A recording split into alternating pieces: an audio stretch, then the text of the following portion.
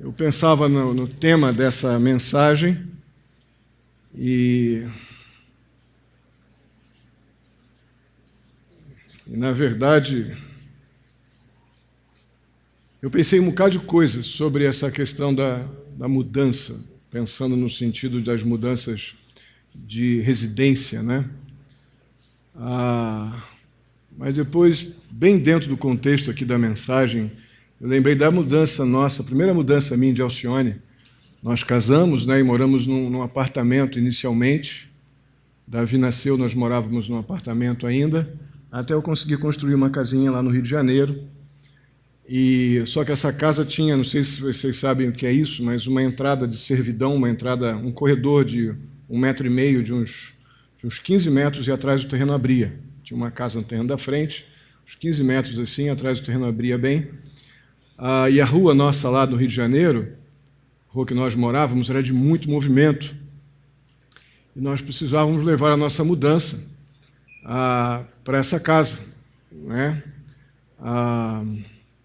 E foi uma história, para poder parar caminhão ali na rua, e não dava para parar. O que nós pensamos? Do lado tinha um terreno vazio, e nós entramos com o caminhão pelo terreno e criamos um caminho para a mudança entrar. Abrimos um buraco na parede e fomos levando as coisas pelo buraco da parede para casa. Entramos com a casa ainda com algumas coisas em obra, e muitas coisas para variar, né? Entramos em casa com obra.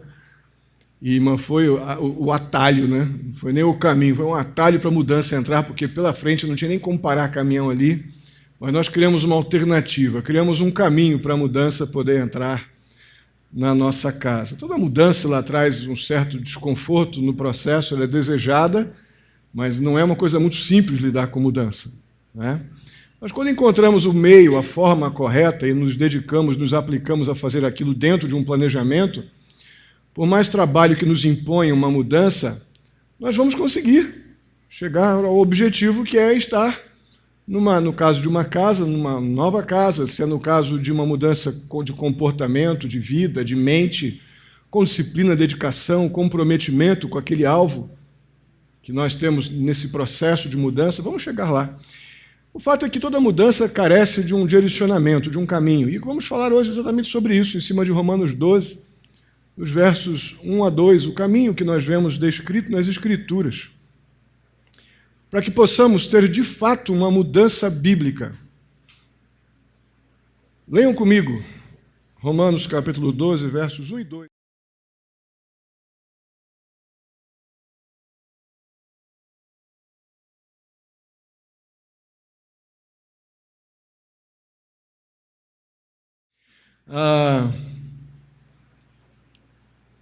Romanos capítulo 12 é uma dobradiça, uma transição importante para a última parte da carta de Paulo aos Romanos.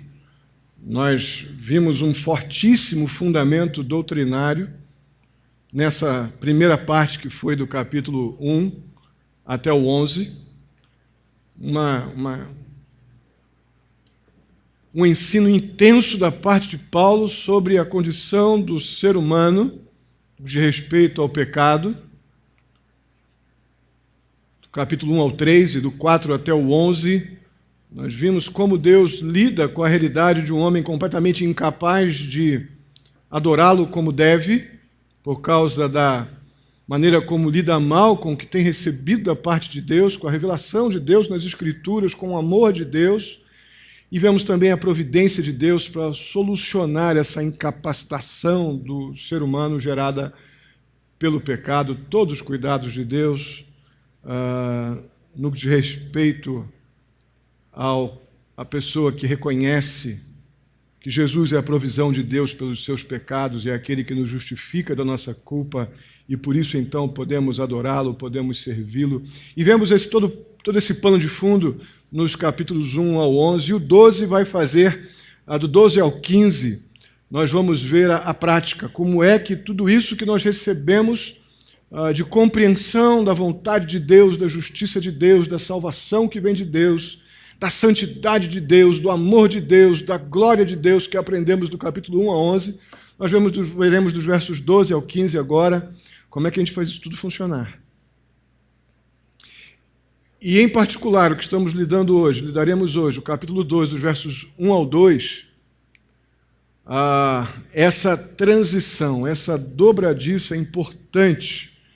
Esses versos vão nos ajudar a ver como o crente no Senhor Jesus, como aquele que compreendeu o que recebeu da parte de Deus, a salvação e a justificação através de Jesus Cristo, o perdão de pecados, como esses devem se comportar, devem viver no mundo que vivemos, na realidade de mundo que vivemos.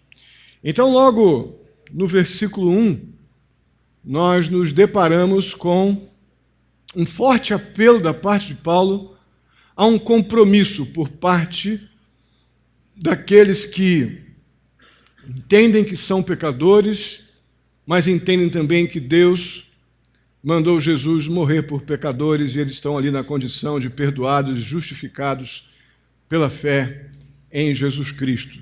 O apóstolo Paulo começa logo no verso 1 com um forte apelo ao compromisso, um fortíssimo apelo à compreensão do prazer que é ou deve ser para o salvo amar, servir, adorar. Essa ideia da rendição, essa ideia da gratidão, a ideia da adoração, tudo envolvido nesse apelo ao compromisso. E aqui essa expressão, portanto, na NVI, o rogo-vos, na revista e atualizada, ela indica que agora é a hora dos crentes botarem em prática o que aprenderam dos capítulos 1 ao 11. E esse apelo aqui do apóstolo Paulo se baseia logo no que vemos no comecinho, nas primeiras palavras, na primeira sentença principal aí do verso 1. Portanto, irmãos, rogo-lhes pelas misericórdias do Senhor, as misericórdias de Deus. Misericórdias essas que foram descritas mastigadamente do capítulo 1 ao 11. Que nós vimos Deus se renovando em misericórdia, revelando-se ao homem, revelando o amor de Deus através de Jesus, toda a obra sacrificial de Cristo pelo pecador incapaz de promover para si mesmo perdão de pecados ou solução para a sua culpa diante de Deus. E Deus promoveu tudo isso em Cristo Jesus. Então, o apelo de Paulo, essa insistência ao compromisso, começa com uma reflexão. Eu apelo, eu rogo a vocês pelas misericórdias de Deus. Que misericórdias são essas? Eu creio que a gente tem que parar um pouquinho aqui para pensar nessas misericórdias. Como nós somos distraídos, irmãos, no que diz respeito às misericórdias do Senhor. Na verdade, eu creio que somos pouco gratos, ou gratos assim a Deus, com muita, dependendo assim de uma agenda anual. Agora, sábado, a Comunidade Imediata fez um trabalho aqui na comunidade da igreja, lembrando o Dia Internacional da Ação de Graças. Por que fizemos isso? Porque se nós crentes muitas vezes só lembramos de uma atitude de gratidão, de uma postura grata diante de Deus quando nos vemos numa situação muito aflitiva ou de muita dor e por algum motivo vemos ali, então, oramos e vemos supridos, aí somos gratos. Quando não, quando está tudo bem, como nós somos distraídos em relação às misericórdias de Deus, mas ninguém acorda se não forem as misericórdias de Deus. Ninguém respira se não forem as misericórdias de Deus. Não há um justo sequer, nenhum que busque a Deus, nenhum que o adore, ninguém que faça nada que tenha proveito para Deus, e Deus ainda assim mandou Jesus morrer por pecadores como nós, e nós precisamos de eventos esporádicos e especiais para termos um coração grato. Por isso que eu digo, como nós somos distraídos com as misericórdias de Deus, impressionante. O fato é que, do capítulo 1 a 11, o apóstolo Paulo falou muito disso. A primeira perspectiva que nós vemos sobre misericórdia de Deus é que ela é evidente não apenas no aspecto eterno da salvação dos homens, de respeito aos seus pecados, mas também é enorme, é difícil de expressar as misericórdias de Deus nesse ato de Deus em declarar eu e você justos. O que eu e você temos de justos, irmãos, se não for Cristo morrendo à cruz e Ele mesmo, se cremos no que Cristo fez por nós, Ele nos declara justos diante de Deus, porque através do sangue que Ele derramou na cruz pelos nossos pecados, isso foi imputado, isso foi colocado sobre nós, a nossa conta foi paga e fomos então diante de Deus e por isso fomos apresentados diante de Deus como pessoas perdoadas, justificadas, nos garantindo não somente o perdão de pecados, mas a vida eterna. Sabe qual é o nome disso, que vimos no capítulo de 1 a 11? Misericórdias de Deus. Como nós somos distraídos em relação a isso. Dependemos disso até para que a nossa adoração tenha sentido. Mas tem mais sobre misericórdia de Deus. A misericórdia de Deus também é necessária por causa da nossa desobediência. E a nossa desobediência que dá ocasião, essa graça soberana de Deus, esse favor que eu não mereço.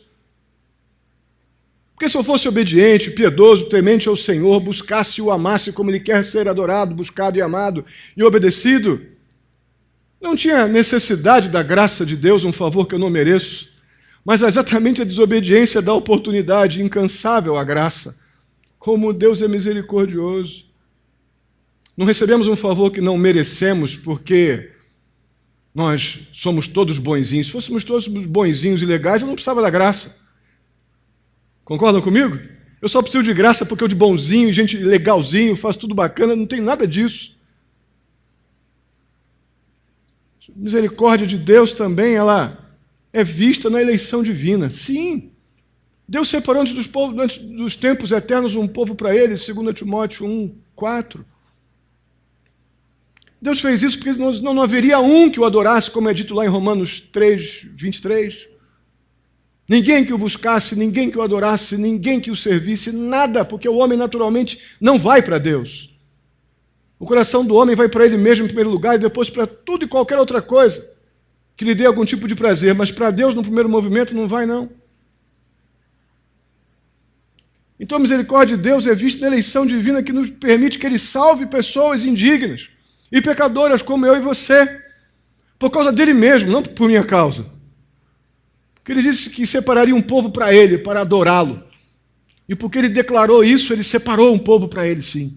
Porque se dependesse de eu estar ali, por mérito, não haveria ninguém para adorar a Deus eternamente. As misericórdias do Senhor, a gente tem que lembrar disso. Nossa distração e interesses próprios, com os olhos fixos somente nas coisas que o mundo pode proporcionar, nos trazem distrações perigosas. E uma delas é essa perda do porquê eu preciso de uma vida transformada, diferente. Por que isso não pode ser uma coisa anormal, mas tem que ser natural para o crente? Porque eu estou debaixo de todo tipo de misericórdia de Deus. E é por essa misericórdia que o apóstolo Paulo clama, apela aos crentes, pelas misericórdias de Deus, prestem atenção. Há um caminho para trilharmos. E diferente daquele que trilhávamos antes.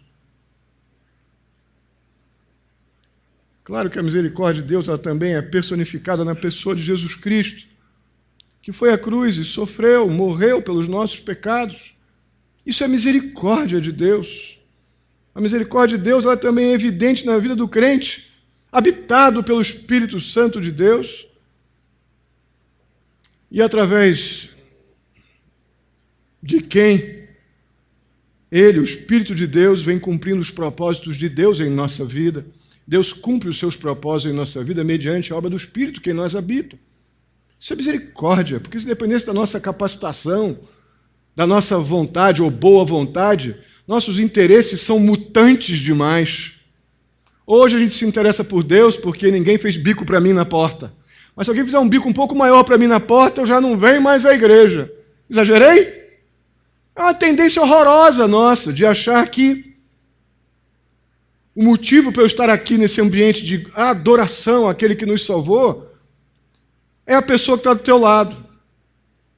Ou o motivo da nossa adoração é a pessoa, o ser, o Deus que te salvou, ou vamos continuar sendo essas pessoas que não entenderam ainda o que são as misericórdias de Deus.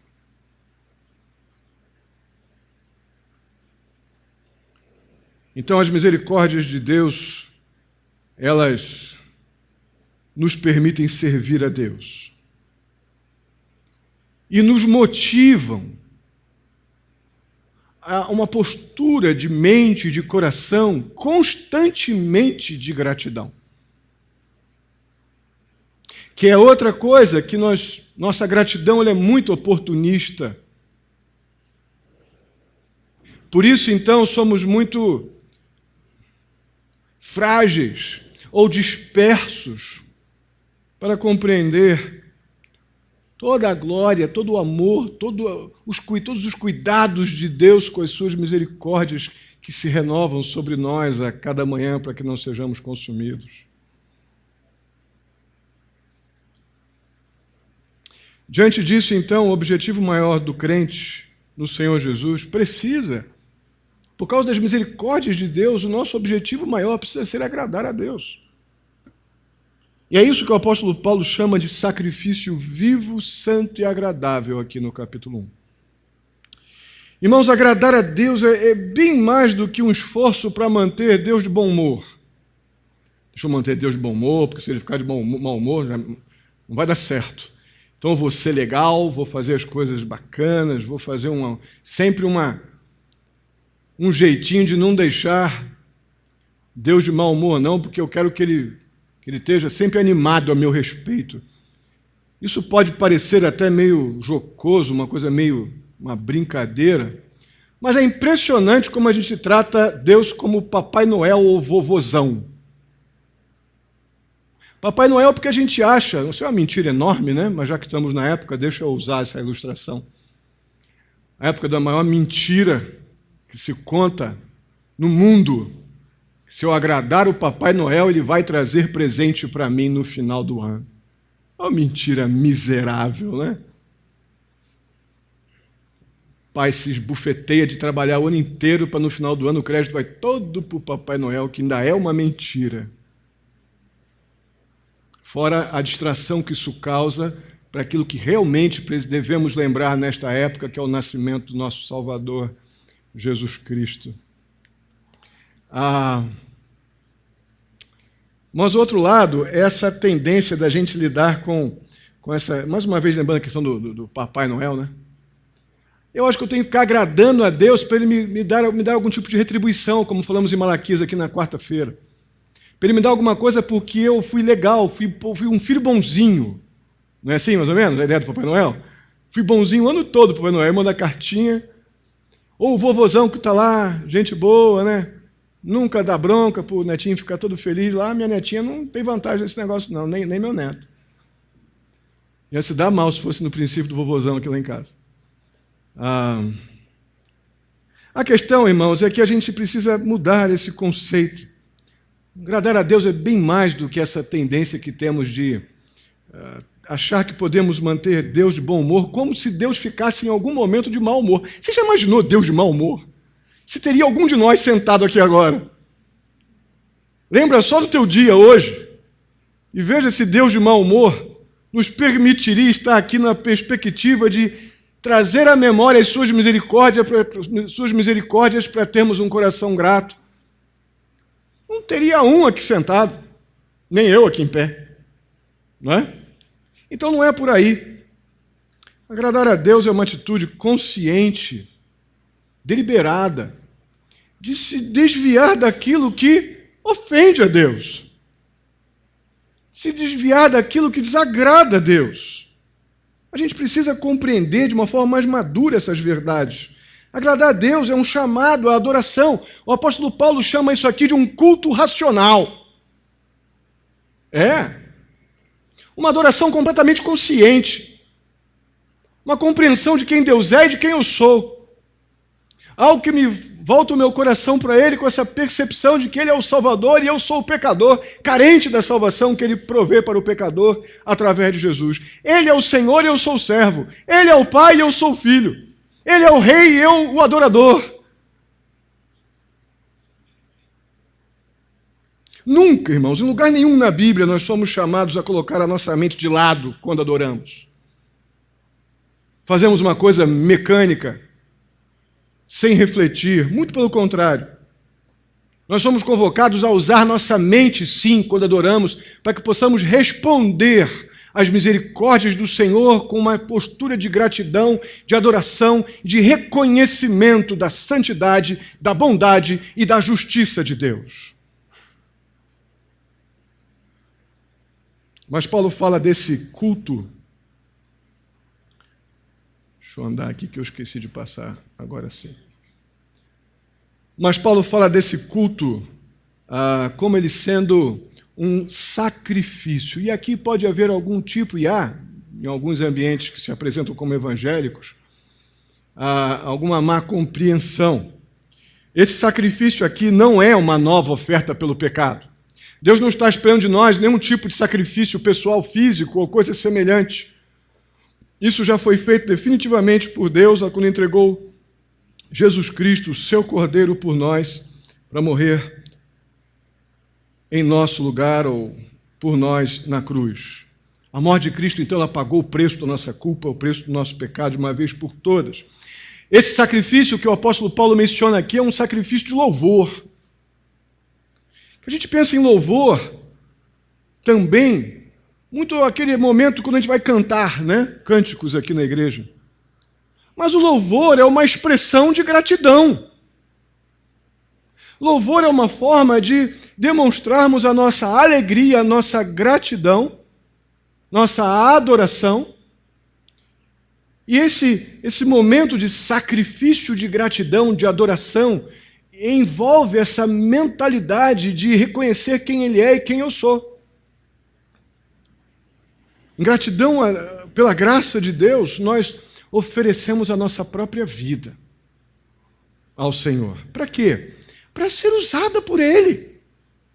Oferecemos a nossa vida em resposta à misericórdia, às muitas misericórdias de Deus, como um sacrifício de louvor, de gratidão, nós nos oferecemos para ser usados para a glória dEle, como um ato de reconhecimento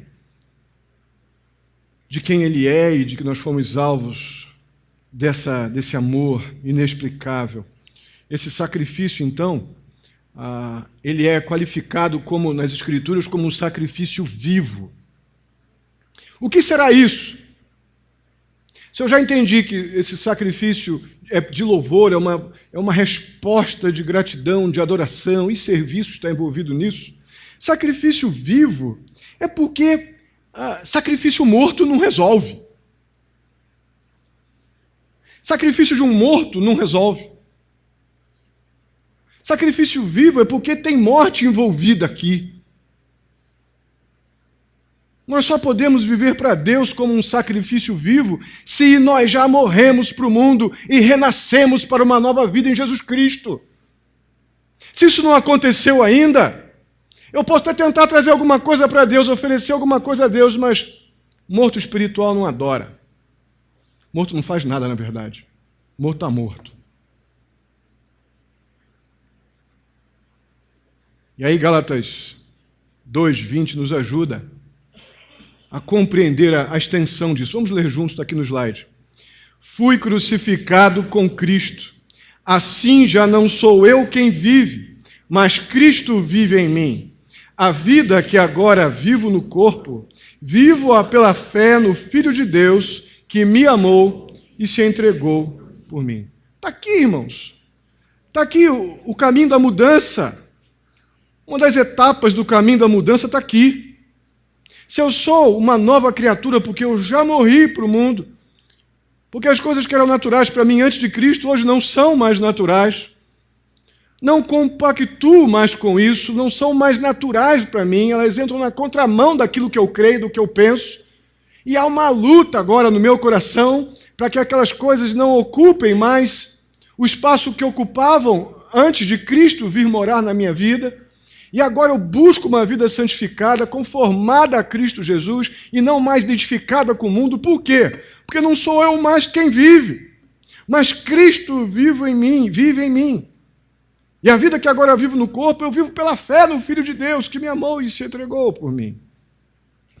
Então, um sacrifício vivo, meus irmãos, se expressa em serviço. Disciplina espiritual talvez fosse uma palavra para a gente entender um pouco melhor. Serviço Serviço é oração, adoração, comprometimento com a obra do Senhor, com as coisas do Senhor, um serviço alegre, uma disponibilidade, uma voluntariedade, uma prestação de serviço, uma presteza diante de Deus, não porque alguém te chamou, te convocou, porque está sendo constrangido ou não por isso. Não, eu estou indo na direção das coisas do Senhor por causa das misericórdias de Deus, como parte de um sacrifício de louvor, um ato de gratidão consciente, deliberado, porque agora Cristo vive em mim.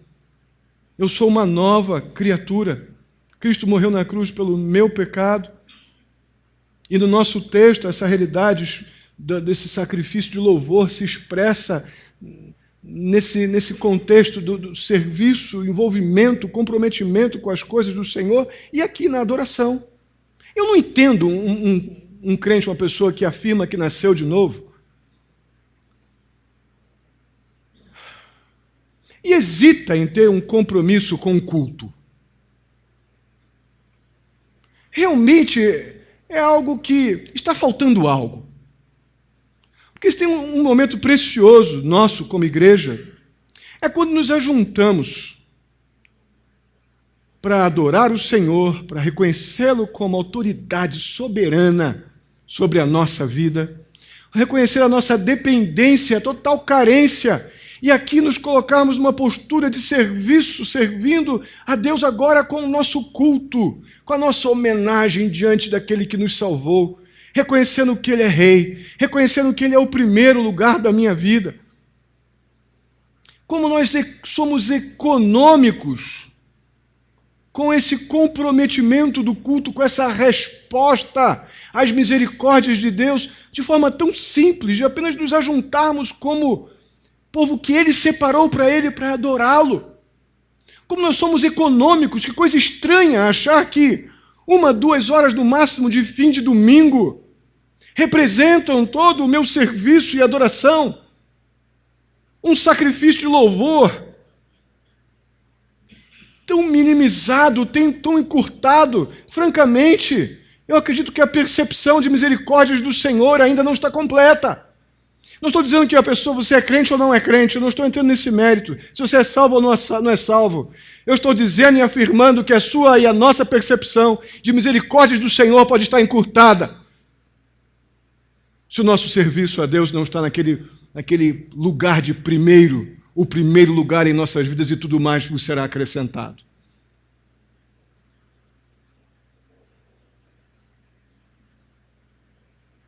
Irmãos, todo o conhecimento de Deus que temos recebido, tudo que aprendemos de Romanos 1 a 11, tudo que temos aprendido na nossa convivência como crentes no Senhor Jesus, isso exige uma resposta.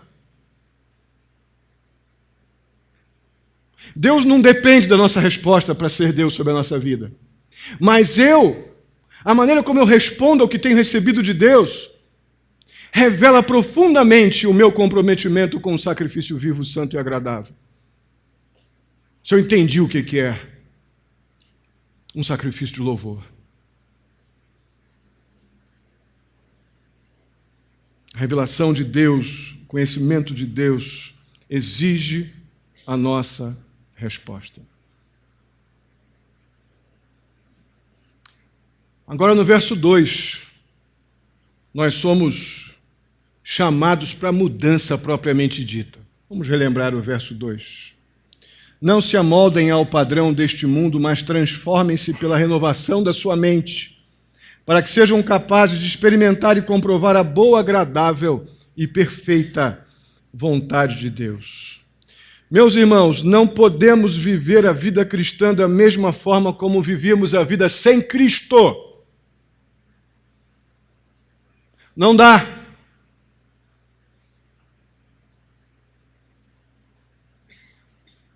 O verso 2 está intimamente ligado ao verso 1. Esse compromisso de oferecer nossas vidas a Deus como um sacrifício de gratidão, ele precisa resultar diretamente em um processo de mudança. Mudança de coração, mudança de mente, mudança de hábitos, transformação da vontade. É inevitável, é mais uma resposta às misericórdias de Deus.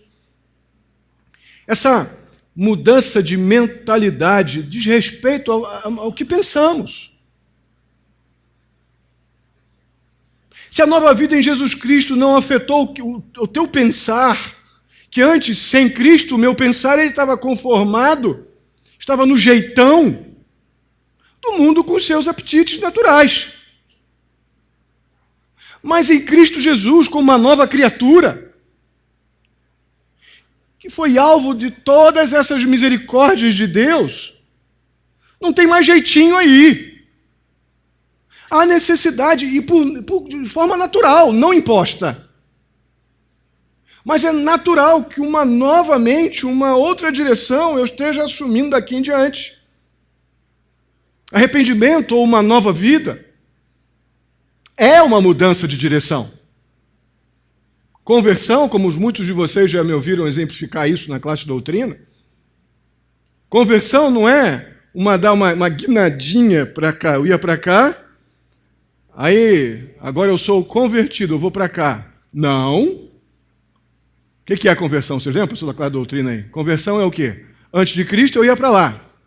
Depois de Cristo eu vou para onde? Para lá. Para lá.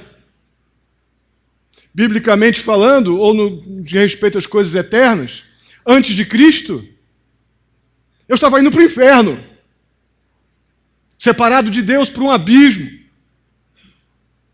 Efésios capítulo 2, versos 1 e 2, afirma isso. Mas depois de Cristo, eu estou indo para o céu, porque Deus prometeu para aquele que é salvo. Não porque eu tenho mérito algum, mas porque Deus prometeu para o pecador arrependido. Então não estamos falando aqui de uma funilaria, dar uma melhoradinha. Estamos falando de uma mudança. Algo que precisa ser completo, radical, não é um pequeno ajuste, é uma demolição. Não é uma reforma. É a demolição do velho para ser colocado no lugar do velho novo. A luta aqui, meus queridos, é que a gente passa muito tempo pensando nas coisas ao nosso redor, mesmo como crentes no Senhor Jesus. Muitos de nós passamos muito tempo pensando nas circunstâncias da nossa vida, como as pessoas sem Cristo pensam. Em vez da nossa mentalidade estar transformada, conformada às Escrituras e à Palavra de Deus que nós temos conhecido, nossa mente, em vez de estar cativa de misericórdia, lembrando das misericórdias de Deus, a gente passa muito tempo pensando nas nossas circunstâncias com a mentalidade de pessoas sem esperança. Como vive o homem, o ser humano sem Cristo. Mas quando a gente se volta para Deus, numa postura de obediência, gratidão, eu falava no Instituto Bíblico essa semana sobre essa questão da obediência. E falava da relação que eu entendo de obediência nas Escrituras, porque nós sabemos que nós somos pecadores, e somos pecadores porque fracassamos no que diz respeito a áreas da nossa vida em que desobedecemos à palavra de Deus. Mas cremos que a palavra de Deus é maravilhosamente perfeita, santa. A palavra de Deus ela é infalível, inerrante. Eu amo a Deus e a sua palavra e quero obedecê-lo, mas quando tem momentos na palavra de Deus que é como o apóstolo Paulo falou, no capítulo 8 ou 9, se não me engano, o que quero é o que não faço, o que faço é o que não quero. Sabe o que está acontecendo com o apóstolo Paulo ali? Sabe o que nos falta em relação à palavra de Deus, quando nos deparamos com áreas que sabemos que ainda estamos fracassando? É rendição. É dizer, eu me rendo. Senhor, eu sou absolutamente devedor. Eu amo a Tua palavra, eu estou batalhando para me submeter a ela integralmente. Mas a Tua palavra é perfeita e santa, e eu me deparo com áreas da minha vida que eu ainda fracasso. Então a obediência nas Escrituras está muito ligada, eu me rendo, eu desisto. O Senhor é maravilhosamente bom, justo e santo. Eu sou um pecador miserável que careço do teu amor. Senhor, eu me rendo. A obediência está muito mais ligada a esta postura de rendição do que propriamente um acertar o tempo todo. Mas é aqui que nós pecamos. É aqui que nós falhamos. Nossa vaidade, nosso orgulho, nossa presunção nos afasta da rendição que nos coloca tão próximos e ajoelhados aos pés da cruz. E é aí que Deus supre, é aí que Deus completa o seu favor, a sua graça, nos levantando, nos conduzindo, nos ensinando, nos convencendo do pecado, levando a esta mudança de mente, mudança de coração, que tanto nos aproxima dele e nos afasta do mundo. O contrário é verdadeiro, irmãos. Quando há rendição, eu escolho o que me interessa diante das minhas circunstâncias, e normalmente eu escolho os meios caminhos que o mundo oferece, e um comprometimento real de sacrifício, de louvor, oferta da nossa vida a Deus, é uma coisa que eu vou fazer se der tempo. É aqui o nosso fracasso, é aqui que a gente cai. É aqui que a nossa mudança vai para o beleléu, nossas boas intenções vão embora.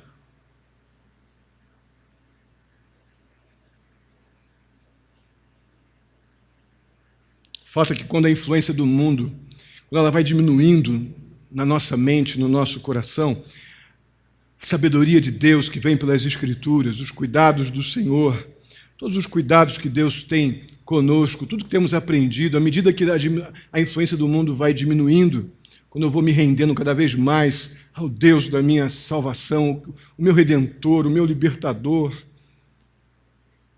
nós vamos naturalmente, nossa mente, nossa vontade, nossos pensamentos vão cada vez mais ficando conformados à vontade dele.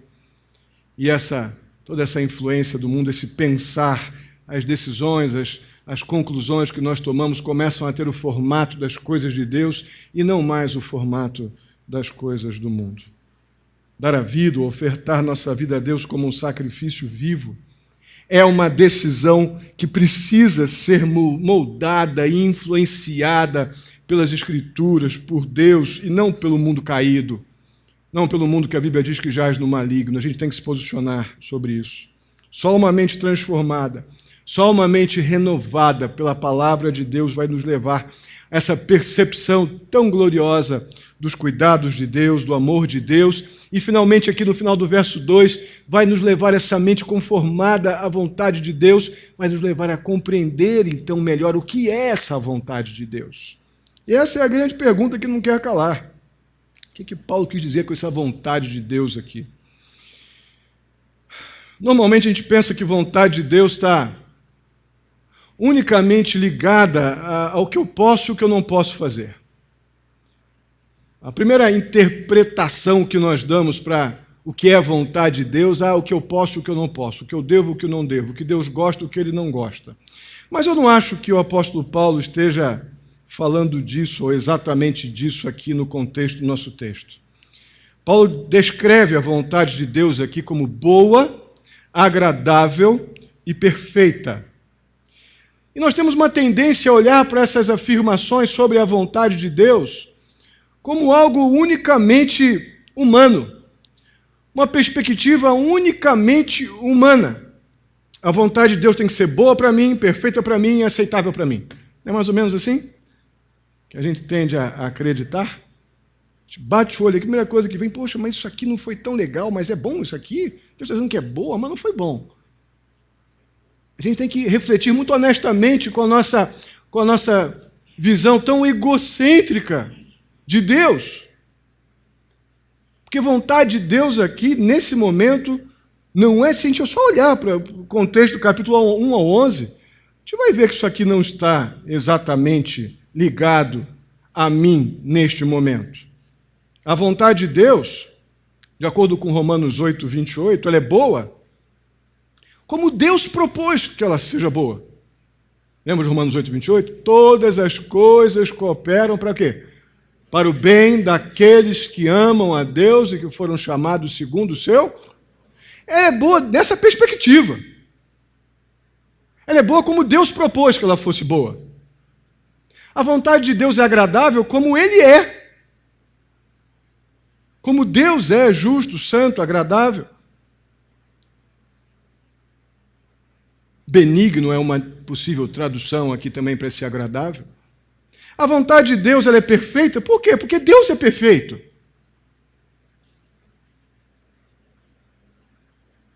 Meus irmãos, a vontade de Deus aqui, em particular, neste texto, ela não está limitada à minha vida especificamente, ou qualquer circunstância da minha vida. Mas a vontade de Deus,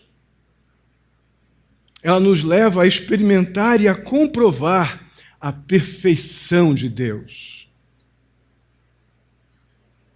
Deus, no seu caráter perfeito de promover o bem de Deus, como uma das mensagens de Romanos. O bem que vem dele. O bem que vem nos meios das nossas aflições. O bom de Deus que vem também nas alegrias, mas vem também nos nossos fracassos.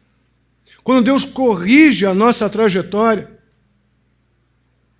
Na perfeição de Deus, em ser um Deus de amor, de paciência, de misericórdia. Porque quando eu mereço a morte eterna, Ele vem com o seu Espírito, me convence do meu pecado e me dá perdão de pecados e vida eterna. É bom na perspectiva de um Deus santo, gracioso, perfeito, eterno.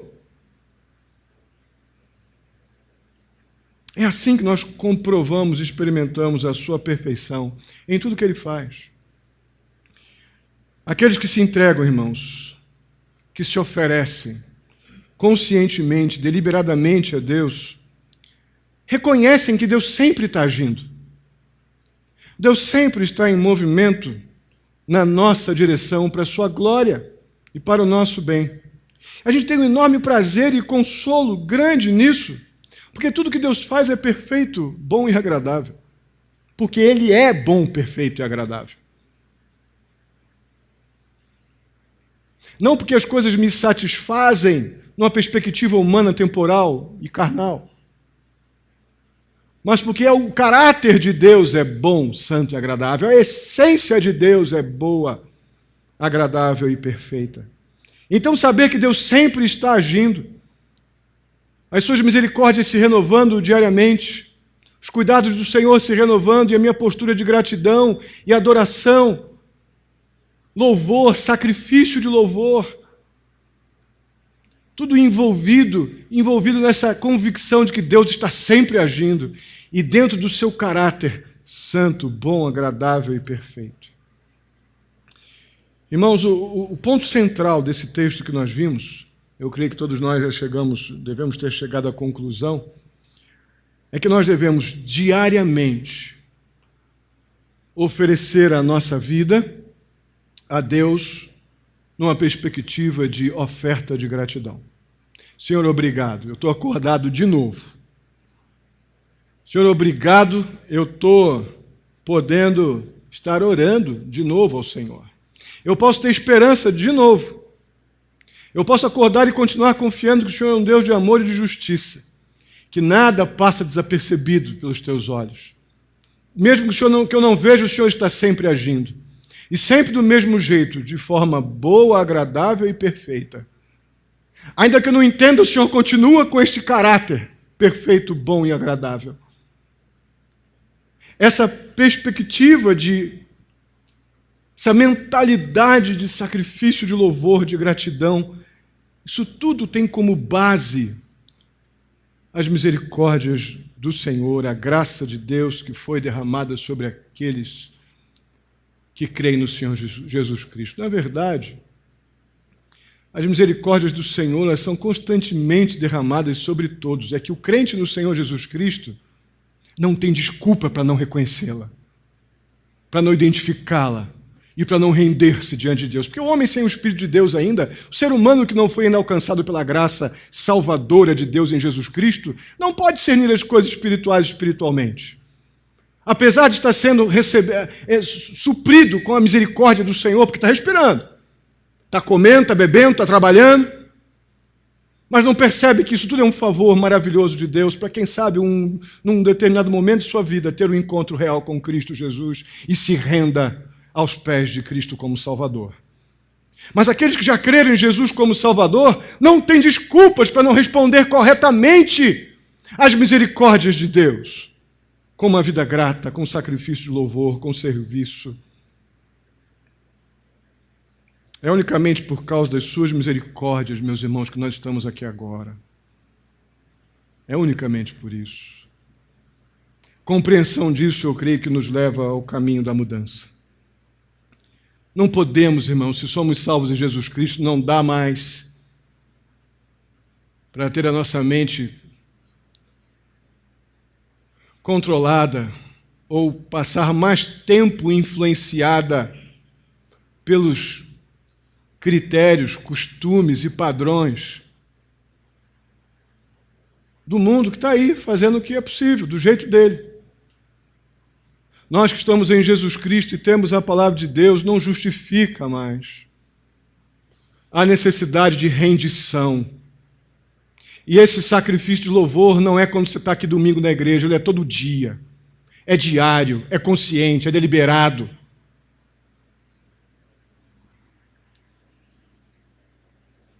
Eu ainda estou muito impactado, falei ainda há pouco, vou repetir agora. Ontem ou anteontem faleceu o pastor Rousseau Shedd, um homem que influenciou bastante a minha vida, aprendi com aquele homem bastante, com o que ele escreveu e com as boas conversas que eu tive com ele. Um homem piedoso, um homem crente, temente a Deus.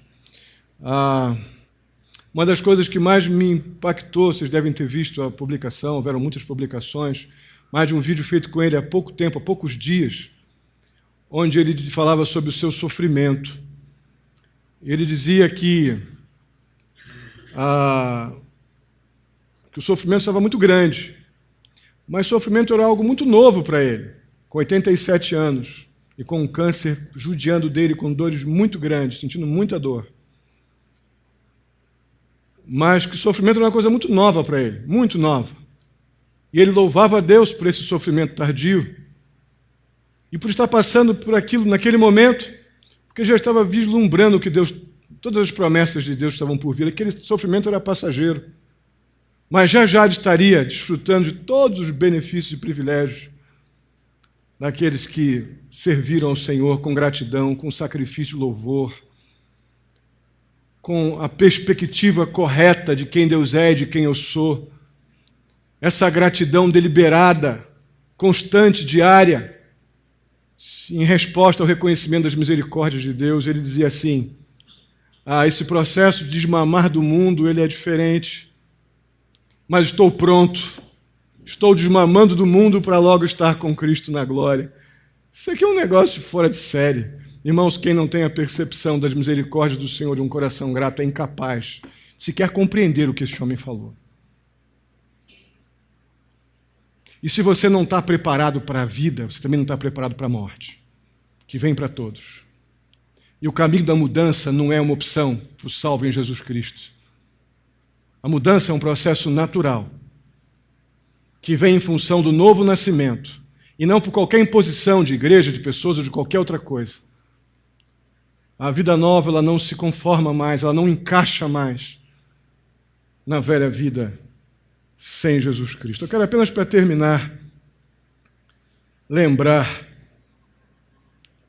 de uma pessoa que serviu fielmente, amorosamente e cheia de gratidão nas Escrituras. Se você quiser abrir, pode abrir, mas eu vou só mencionar, diante do horário também, Lucas capítulo 7, versos 36 a 50, encontramos ali aquela mulher que foi identificada nas Escrituras como mulher pecadora. Jesus estava comendo na casa de um fariseu chamado Simão. E aquela mulher ali, depois de estar ouvindo Jesus pregar e falar na sua vida pública, reconheceu que era pecadora e Cristo era a provisão de Deus para o seu pecado. Ela foi acolhida pela misericórdia de Deus e se sentia perdoada por Jesus Cristo. Ela não estava mais se importando com o que as pessoas pensavam dela. E ela vendo Jesus comendo ali naquele ambiente, na casa daquele homem, que naquela época as portas ficavam abertas, era costume o anfitrião deixar todas as portas e janelas abertas, não devia ter muita porta e janela naquele tempo, para que as pessoas que passassem na porta viam como aquele homem, dono daquela casa, recebia seus convidados. E aquele fariseu fazia isso, e aquela mulher viu na porta aberta, não hesitou. Meu Salvador está lá dentro. aquele que perdoou os meus pecados. Ela entrou com tudo que ela tinha, que era um perfume caríssimo, e despejou aos pés de Jesus, expressando o seu serviço. Ela foi limpar, lavar os pés de Jesus. Ela serviu a adoração, o sacrifício de louvor dela, aquela mulher, pela percepção das misericórdias do Senhor e do seu perdão.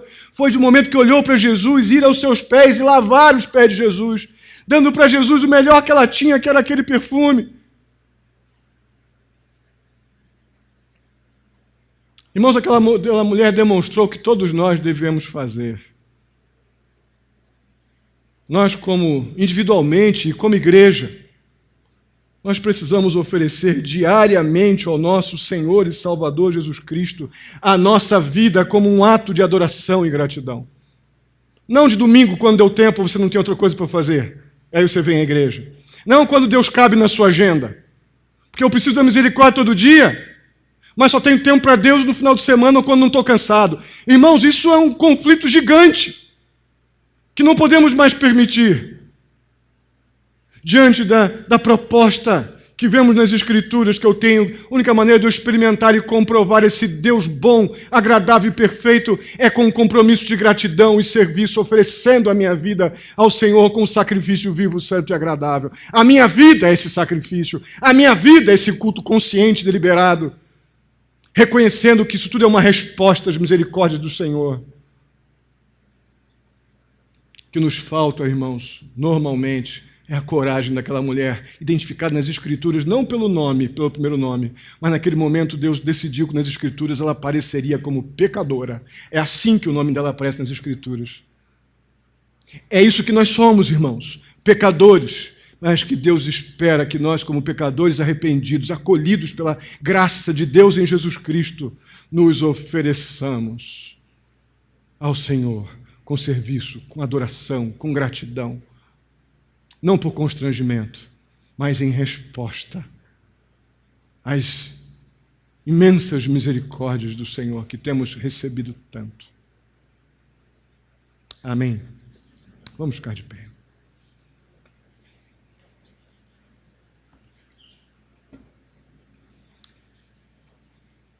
Feche seus olhos, eu quero orar por você. Mas primeiro eu gostaria de perguntar se há alguém aqui que não tem ainda tomado uma decisão ao lado de Cristo Jesus, sabendo que não, na verdade que não entendia as misericórdias do Senhor, que envolvem o seu perdão, que envolve Deus vindo na direção do pecador que não merece o perdão. Ainda assim, Deus vem com o seu Espírito, nos convence do nosso pecado e nos perdoa mediante a obra de Jesus Cristo na cruz. Se você está percebendo que o que está acontecendo na tua vida nesta noite é o Espírito de Deus convencendo você do pecado e te fazendo compreender que para o seu pecado há também um Salvador, Jesus Cristo, aquele que morreu na cruz pelo teu pecado, que você possa fazer essa oração comigo, entregando, ofertando a sua vida ao Senhor Jesus.